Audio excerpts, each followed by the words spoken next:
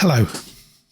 You may know that I work in IT, covering all sorts of areas from PCs to printers and from video conferencing to networking.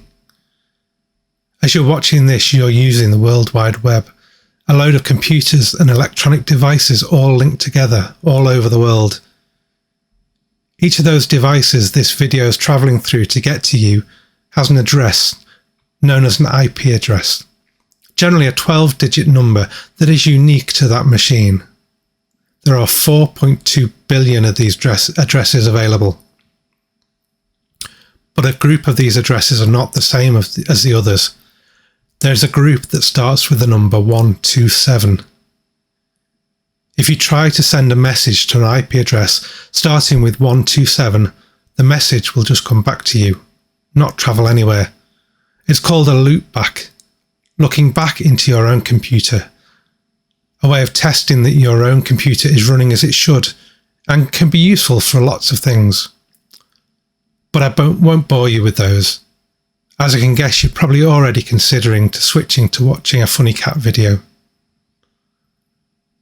And that's perhaps a very strange way to say that in today's meditation we're going to be looking at the start of Psalm 127. A Song of Ascents of Solomon. Unless the Lord builds the house, the builders labour in vain. Unless the Lord watches over the city, the guards stand watch in vain. In vain you rise early and stay up late, toiling for food to eat, for he grants sleep to those he loves. The psalm then goes on to say that it's great to have lots of children, which is perhaps a debate for another day. In recent years, there have been many news reports about buildings in the region. There was the Royal Liverpool Hospital, where the contractor's business collapsed. It looked nearly finished from the outside, but when the new contractors took over, they found all sorts of problems with the integrity of the structure. And there is the partly built hotel next to the Mercedes showroom. The builder started but never finished. And even with God's preferred football club, again the contractor's business collapsed before the expansion of Anfield could be completed, which has seen issues and delays which are still not fully resolved months later. But from the outside, all looked to be going great. In all of these buildings, the contractors, the work they were doing, and often even the outside looked fine, stable, nearly complete.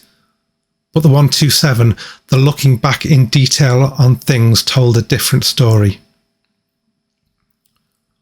Our verses this morning talk about the Lord building a house. Unless the Lord builds the house, the builders labour in vain. This doesn't mean that in a real and physical way God will start DIY, at least not in this way. And indeed, the pictures of building a house does not mean a physical house. There are lots of houses around Morton, and I suspect part of the planning permission was not that the plans have to be run by God for approval. They are pretty solid houses, and so it's reasonable to assume that the builders did not labour in vain. So what does this mean? What are we building, and where does God fit in? The word house here can mean many things. It could actually be a physical building, maybe a church building where we step out in faith to make changes. But it's also our households, our families, our friendships, our church and our relationships. As we look to build these things, we must focus on what God wants, how he wants us to approach them. Our relationship with God must be right. Coming back to the 127, the loop back, we must examine our motives and seek God's will and guidance. Elsewhere in the Bible, Jesus is referred to as the cornerstone, and a metaphor that we are building, the lives that we are living, must be based on Jesus, his example, and faith in him. As we build relationships or family or whatever it may be, we must continually be guided by God's plans. In Proverbs it says, "Trust in the Lord with all your heart and lean not on your own understanding. In all your ways submit to him, and he will make your path straight." And later again in Proverbs it says, "Many are the plans in the mind of man, but it is the purpose of the Lord that will stand. I don't believe this is telling us that we need to ask God about every single little thing that we do, from what we have for breakfast or what we should wear on any given day. But building a house is significant. The cost of it, what it will be used for, how long it will take. Any significant parts of our lives need to be built with help from God. Where we will work or how we will spend our time. Who we will build our relationships with. We need to look inward to examine what we're doing and then look to God for guidance in what we find. The psalm goes on. Unless the Lord watches over the city, the guards stand watch in vain. This is very much a similar picture to the first, but perhaps it warns us to guard against complacency. The suggestion is that the house, or the city in this case, is now completed and just requires guarding. As we have established relationships that are based on God's guidance, we must continue to be mindful of keeping focused on God as that relationship continues. We never get to the end where God signs off the relationship and we carry on without him. We must continue to be led by him, again looking inward to ensure that our motives are set by God and not by ourselves. The same goes for our church. While God has established his church here in Morton, we must be mindful that we must rely on him and seek his will both to grow and also to guard it. The final part we're considering today says, "In vain you rise early and stay up late, toiling for food to eat, for he grants sleep to those he loves." I think we all have days like this. Wake up early and have a long day.